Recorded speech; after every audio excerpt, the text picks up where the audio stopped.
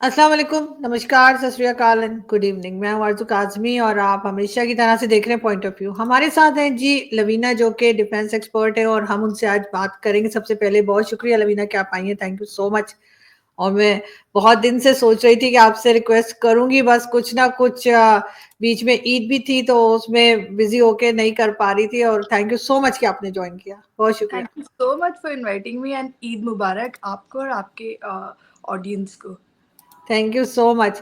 और लवीना, जब हम बात करेंगे ईरान और यूएस की, आपने यकीनन देखा होगा कि ईरान से अमेरिका बात करना चाह रहा है, लेकिन ईरान के ऊपर इतनी सैंक्शंस हैं और हमें लगता था कि बड़ी कोई वीक सी कंट्री है और ये ज़रूर अमेरिका से बात कर लेंगे, तो ऐसा नहीं हो रहा। आपको क्या लग रहा है कि आगे जाकर क्या मजीद या क्या और ज़्यादा टेंशन जो है वो ईरान के लिए आ सकती है?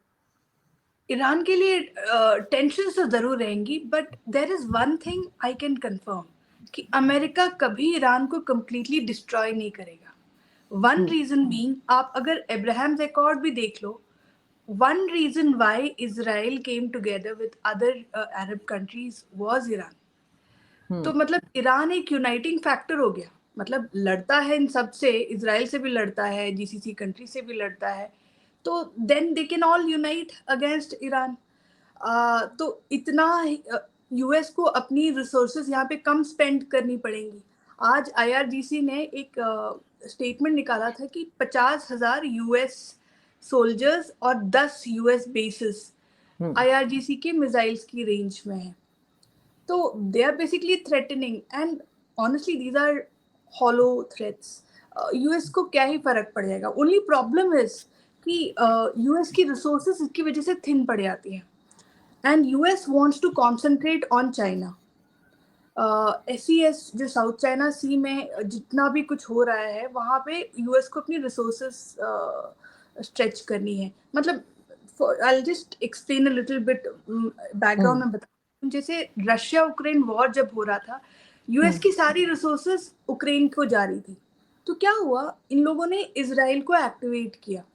वहां पे अगर आप गाजा अटैक्स देखते भी हैं, बहुत प्रोवोकेटिव अटैक्स थे। ऐसा हो ही नहीं सकता था कि इजराइल उन अटैक्स को इग्नोर कर देता, कोई नहीं करता। जितने लोग मरे हैं, जिस तरीके से उनको मारा है, बहुत प्रोवोकेटिव था। तो जब हमास ने वो अटैक्स किए थे इजराइल पे अक्टूबर में, they knew they are painting a bull's eye on themself. उनको पता था कि इजराइल वापस आएगा, लेकिन यही उनका इरादा था कि यूएस की जो रिसोर्सेज हैं वो इजराइल की ओर लग जाएं, और फिर रशिया को वहाँ पे बेटर हो जाए कि मतलब यूक्रेन की थोड़ी और जगह मिल जाएगी। आई मीन अटैक करके दिल be able to honour Ukraine. Iran, इसीलिए US wants to silence Iran and Russia. उनको बोल रहा है कि let's have peace talks, because US has a need. US wants to be laser focused on China from here on. तो इसीलिए they want peace with Iran. Peace तो नहीं possible है। हुतीज या हुतीज के थ्रू ईरान ने यूएस की जो शिप्स हैं, ड्रोन्स हैं, उन सब पे अटैक किया है। आज भी जब उन्होंने कहा है, यूएस ने कहा है, तो ईरानियंस इसलिए घमंड दिखा रहे हैं because they know they will be able to target US resources in the Red Sea and abroad, आगे जो है इजराइल में। Yep, that's that. बिकॉज ये ईरान जो है वो तो न्यूक्लियर वेपन्स में भी इंटरेस्टेड है, उससे भी अमेरिका उसको रोकना चाह रहा है, साथ साथ रशिया के ऊपर भी सैंक्शंस हैं। और ईरान को तो आज बल्कि वॉर के लिए भी जो है एक तरह का थ्रेट जो है वो अमेरिका ने दिया है। डोनाल्ड ट्रंप जब से आए हैं सबको ऐसे ही डरा धमका रहे हैं। आपको लगता है कि इनकी जो नई पॉलिसीज हैं वो इनके फेवर में जाएंगी अमेरिका के? अमेरिका के मतलब कि अमेरिका ईरान के साथ टॉक करके एक पीस लाने की कोशिश करे। I did not get the question actually. देखें, जो अमेरिका जब से डोनाल्ड ट्रंप आए हैं दोबारा से एज प्रेसिडेंट, तो वो अक्सर कंट्रीज को थ्रेट करते रहते हैं। ईरान को भी कर रहे हैं, साथ रशिया के साथ भी प्रॉब्लम्स चल रही हैं और दूसरी कंट्रीज के साथ भी। अभी जेलेंस्की को भी आपने देखा कि किस तरीके से उन्होंने बात की। तो आपको लग रहा है कि जो अमेरिका की नई पॉलिसीज हैं, जिसमें कि वो सबको जो है एक तरह से, सबके बॉस तो खैर है ही, लेकिन और ज्यादा एक अपना बॉस होना बता रहे हैं, तो ये पॉलिसीज अमेरिका को फेवर करेंगी या आपको लगता है जो बाकी कंट्रीज हैं वो इनकी बात नहीं सुनेंगी? मुझे लगता है कि ट्रम्प और बाइडेन में डिफरेंस सिर्फ इतना है कि बाइडेन रशिया कॉन्सेंट्रेट, उनका जो डेमोक्रेट्स हैं वो लोग रशिया पे कॉन्सेंट्रेट करते हैं, रिपब्लिकन्स जो है वो चाइना पे कॉन्सेंट्रेट करते हैं। इसीलिए हर बार जब ट्रम्प आते हैं रशिया की तरफ से प्रॉब्लम नहीं होती है, चाइना की और प्रॉब्लम हो रही होती है। एंड यू नो यूएस को बिजी रख के सबसे ज्यादा गेन भी चाइना करता है। इन केस ऑफ ईरान ये है कि Iran is fighting a guerrilla warfare with US. आप कहीं पे भी देखें गुरिल्ला वॉरफेयर मतलब टेररिस्ट आर बेसिकली गुरिल्लास, राइट? तो आप हिजबुल्ला बोल लो, हुतीज बोल लो, हमास को बोल लो। एंड ईरान जो है, Iran is not funding them. Where are the funds coming from? Iran पे तो इतने सैंक्शंस हैं, इनकी economy is on crutches, right? तो फंड्स कहाँ से आ रही है? फंड्स तो चाइना और कतर से आ रही है, right? And Qatar might have backed off little, but China से तो फिर भी फंडिंग आ रही है। तो Iran will keep its clients happy. तो it is very complicated relationship, लेकिन ईरान के पास as far as जो न्यूक्लियर बॉम्ब और इसकी बात हो रही है, yes, जो recent news आए हैं उसके हिसाब से you know what was taking 15 days will now take 7 days to produce. तो दैट इज यू नो वो थ्रेशोल्ड और कम आ गया है। लेकिन इसीलिए यू नो ईरान को अपनी क्या कहते हैं इम्पोर्टेंस बहुत अच्छे से पता है कि कैसे यूएस ईरान को रख के बाकी सबको उनकी अगेंस्ट फाइट कराता है। You know I am not saying anyone is a villain here. सब अपने इट्स अ सर्वाइवल, मैं हमेशा कहती हूँ सर्वाइवल ऑफ द फिटेस्ट। जिसने अच्छा परफॉर्म किया he will win, right? So I won't blame US, I won't blame Iran, I'm not blaming anyone. If they are able to do it and if we are not able to do it, वो हमारी inefficiency है, right? So Iran knows कि US कभी उसको completely destroy नहीं करेगा, but it might try regime changes, it might create मतलब और sanctions लगा देगा या फिर थोड़ा attacks करके उनकी fundings कम कर देगा, but it will not completely destroy Iran. That Iran is very aware of. लेकिन यही अमेरिका जब 20 साल जंग लड़ता रहा है, अपनी जो वॉर उसने अफगानिस्तान में लड़ी है और उसके बाद अपने वेपन्स छोड़कर जो है वो जाने पड़े हैं, अब खैर वेपन्स मांग रहे हैं वो नहीं दे रहे, लेकिन अफगानिस्तान के साथ अमेरिका के रिलेशंस को आप कैसे देखती हैं फ्यूचर में? That is very interesting. मैं एक और चीज ऐड करना भूल गई, इससे पहले हमने जेलेंस्की को मेंशन किया था, राइट? जेलेंस्की के साथ ट्रम्प की पर्सनल दुश्मनी है।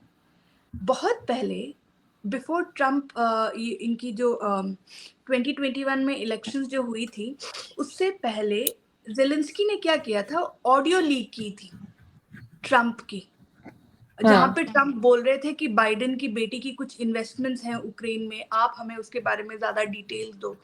तो जेलेंस्की ने क्या किया था, through his resources he leak the audio. वहां पे ट्रम्प और जेलेंस्की के बीच में जो हमने देखा है वो उनका एक पर्सनल इक्वेशन भी है वहां पे, जहाँ पे जेलेंस्की ने ट्रम्प को नीचे दिखाने की कोशिश की, but that was before the previous elections जो 2021 में नवंबर में हुए थे। एंड दैट उसके बाद रशिया यूक्रेन वॉर हो गया और Zelensky got famous because of different reasons and people forgot this audio leak.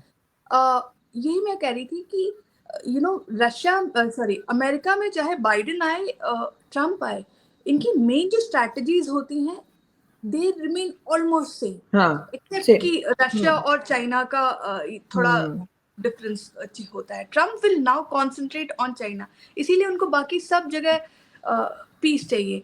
आपने अफगानिस्तान के बारे में पूछा, Afghanistan is I think today Afghanistan is the most interesting place to be in, क्योंकि just day before yesterday Taliban came out and declared कि they are officially collaborating with Russia's intelligence agency, यानी Russian intel agency के साथ Taliban collaborate कर रही है ISIS के against, क्योंकि आईसिस टेररिस्ट ग्रुप की वजह से तालिबान और रशिया दोनों पीड़ित हैं, right? And come to think of it 1980s में यही जो तालिब के मुजाहिद हैं ये लोग सोवियत रशियन सोल्जर्स के अगेंस्ट फाइट कर रहे थे, they have come together, right? America still holds an influence over Afghanistan, क्योंकि अमेरिका का एक बहुत आपको भी पता होगा, जो उनका जो बेस था, अमेरिका का सबसे बड़ा जो बेस, आज ट्रम्प कहते हैं कि वो चाइना के कंट्रोल में है, जो अफगानिस्तान में हुआ करता था। राइट। वहां जी। You were saying something? नहीं नहीं नहीं नहीं, आप बात कीजिए, सॉरी। हाँ। नहीं, इट्स ओके। सो वो जो बेस था, वहां से अमेरिका को चाइना का न्यूक्लियर जो साइट था, जहाँ पे इन्होंने स्टोर किए हुए, वो बहुत इजीली एक्सेसिबल था। एंड बाइडेन जब आए, वो बेस भी उन्होंने छोड़ दिया। तो व्हाट हैपेंड वाज, अमेरिका को लॉस हो गया, but America still maintains a control over Afghanistan. अभी Amrullah Saleh is the previous Afghan government's national security adviser. उन्होंने पिछले हफ्ते उन्होंने बोला है कि Taliban is a proxy American entity. तो you know, it is very complex, but Afghanistan में अमेरिका ने पहली दफे नहीं किया है कि अपने वेपन्स छोड़ के चले गए। इससे पहले भी 1980s में भी इन लोगों ने जब रॉकेट प्रोपेलर गन्स और अच्छे वेपन्स दिए थे मुजाहिद्स को to fight against the Soviets, उसके बाद सीआईए को लेने के देने पड़ गए थे। मतलब पैसे देके उन्होंने मुजाहिद से ये ही चीजें वापस ली थी। After Soviets left, CIA had to pay the mujahids to take back their own weapons. तो ये पहली दफे नहीं है। तो ट्रम्प भी शायद वही ट्राई करेंगे, तालिबान के साथ पैसे देके ये सब वापस लेने की कोशिश करेंगे। But yes, America will increase its presence, and Russia तो ऑलरेडी आ गई अफगानिस्तान में, चाइना ऑलरेडी थी। लेकिन जब ये निकले थे रवीना, तब इनको ख्याल नहीं आया था कि ये वेपन्स छोड़ के जा रहे हैं और वो इन्हीं के अगेंस्ट इस्तेमाल हो सकते हैं, या जैसे अभी पाकिस्तान ने भी कहा है अमेरिका से कि ये वेपन्स आपको वापस लेने चाहिए क्योंकि ये हमारे ऊपर इस्तेमाल हो रहे हैं। तो ये उस वक्त नहीं इन्होंने सोचा कि ये क्या कर रहे हैं? एक्चुअली बहुत लॉजिस्टिक इशू था वह उस टाइम पे, इसीलिए इन्होंने अपने हेलीकॉप्टर्स, उनका क्या किया था, उनका मेन इवन की जो हमर्स पीछे छोड़ के गए थे, एक तो पुराने इक्विपमेंट हो गए थे, राइट? तो उससे जो मेन उनका जो सर्किट्स है वो सब निकाल के चले गए थे, हेलीकॉप्टर्स का भी। बट वेपन्स का क्या करेंगे आप? तो वेपन्स दे हैड अज्यूम्ड कि Taliban will use, and India ने हमारे जो उस टाइम पे जनरल बिपिन रावत थे, हमारे COS थे, वी हैड वार्नड अमेरिका कि आप जो ये छोड़ के जा रहे हैं, ये आपको भी प्रॉब्लम होगी, हमको भी प्रॉब्लम। इंडिया ने अपनी तरफ से बोला था कि ये जो तालिबान है, तालिबान उस टाइम पे हमारे हमारा जो प्रीवियस एक्सपीरियंस है इंडिया का तालिबान के साथ, we not had a good experience. So we were worried कि ये सब तो इन्हीं के हाथ में आएगा और फिर ये कश्मीर में ये लोग यूज करेंगे, अफगान जो आएंगे। तो अमेरिका, लेकिन उसी टाइम पे क्या हुआ था, जब ये लोग आए थे, तालिबान आई थी, Biden government had just come in, Trump had left, there was some sort of miscommunication, और ये लोग जल्दी में थे, इराक से या अफगानिस्तान से, they were pulling out, and they were in a hurry. Why were they were in a hurry? Because they knew कि इनको ये सब लगने वाला है चाइना की ओर और यूक्रेन की ओर। They were expecting a war, क्योंकि 2021 में ऑलरेडी रशिया ने अपनी मूवमेंट स्टार्ट कर दी थी। 2022 में जब तालिबान और ये वेपन्स की बात हो रही थी, अमेरिका ऑलरेडी न्यू कि रशिया विल अटैक यूक्रेन, और अमेरिका को पता था कि उनको ये सब इक्विपमेंट वहां पे भी लगने वाला है। It gets complex, but thing is कि यस, ज्यादा दिमाग उस टाइम पे उन लोगों ने लॉजिस्टिक्स और इलेक्शंस की वजह से, लॉजिस्टिकल जो प्रॉब्लम्स हैं उसकी वजह से छोड़ के गए थे। एंड उनको एक और डिसएडवांटेज हुआ, ये जो तालिबान है, इन्होंने इन सारे वेपन्स का फ्री ओपन मार्केट, फ्री तो नहीं, ओपन मार्केट रखा, जहां पे चाइनीज ने भी ये वेपन खरीदी है। तो America was at a big disadvantage. और बाइडेन की गवर्नमेंट, उनका एक्सक्यूज ये है कि उन लोगों ने जस्ट टेक ओवर किया था और ये सब कंफ्यूजन हो गया था कि अफगानिस्तान से बाहर निकल रहे हैं, तालिबान टेक ओवर हो रहा है। सो they have their excuses, but yes, America was at a loss, and उन्होंने अपना दिमाग ज्यादा लगाया नहीं, या लगाया तो बाइडेन की गवर्नमेंट ने ध्यान नहीं दिया। बट और लेकिन इनकी ये हिस्ट्री भी रही है कि मुजाहिद को इन्होंने पहले वेपन्स दिए हैं, उसके बाद पैसे दे के वही वेपन्स वापस खरीदे हैं. They have created their own Frankenstein monsters in the past also. मगर पहले तो इम्प्रेशन ऐसा आ रहा था जैसे इन्होंने जो वेपन्स छोड़े हैं वो किसी काम के ही नहीं है, और जो वीडियोस आ रही थी, जो क्लिप्स आ रहे थे उनके तालिबान के, वो भी ऐसे आ रहे थे जैसे वो उनके साथ बच्चे खेल रहे हैं और पता नहीं क्या झूले झूल रहे हैं और ऐसा कर रहे हैं, तो वो लग रहा था जैसे कि ये बेकार हो गए थे और इसलिए ये छोड़ के चले गए। वो तो बाद में आहिस्ता आहिस्ता करके इन्होंने जो है अपना नैरेटिव चेंज किया और ये कुछ और बात जो है अमेरिकन करने लगे।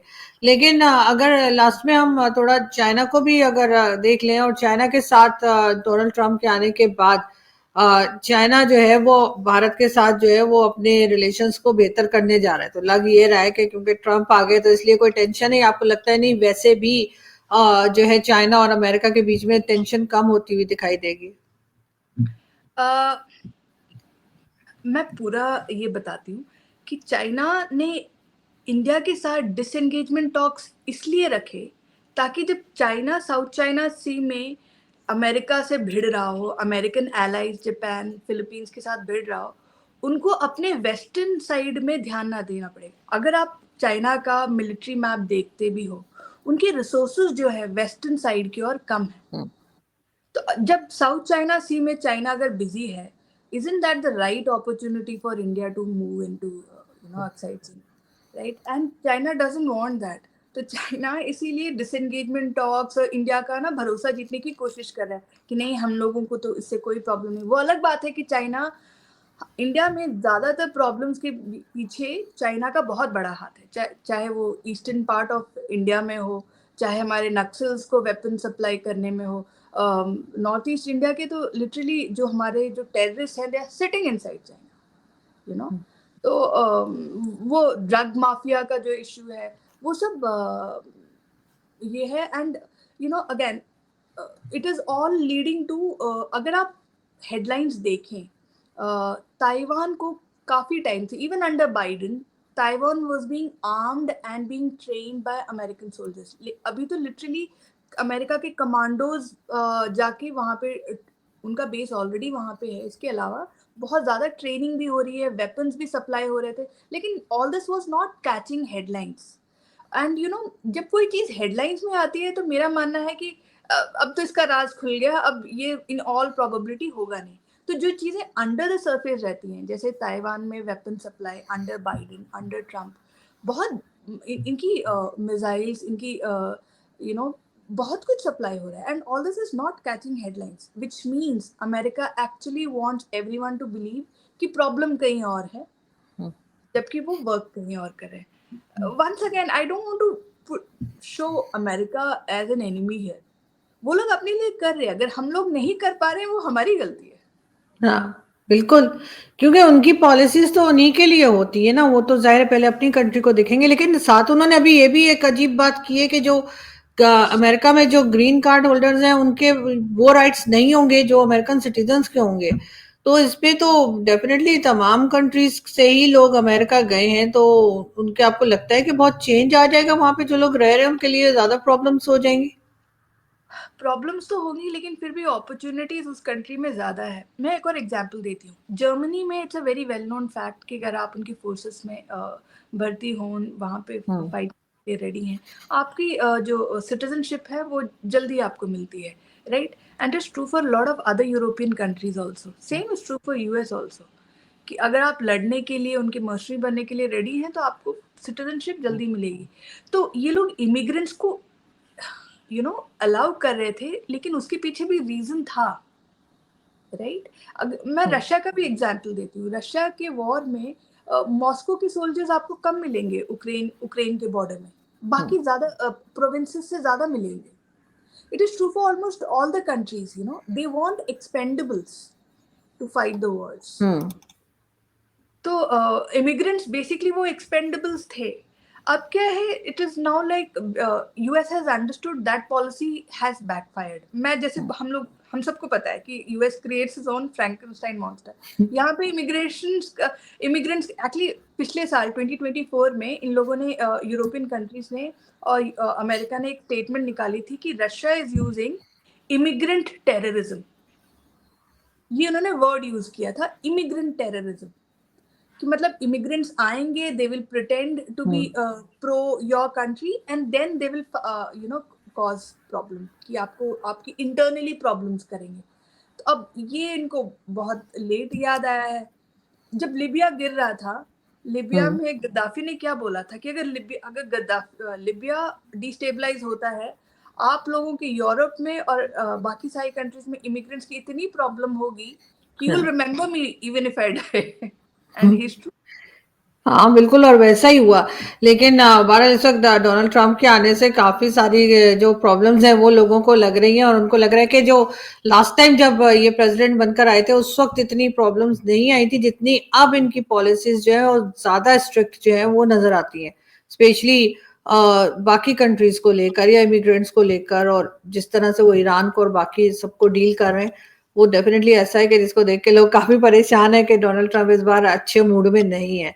लेकिन बहरहाल इस पे हम बात करते रहेंगे, और आपको बिल्कुल मैं रिक्वेस्ट करूंगी दोबारा ज्वाइन करने के लिए। Thank you so much for today.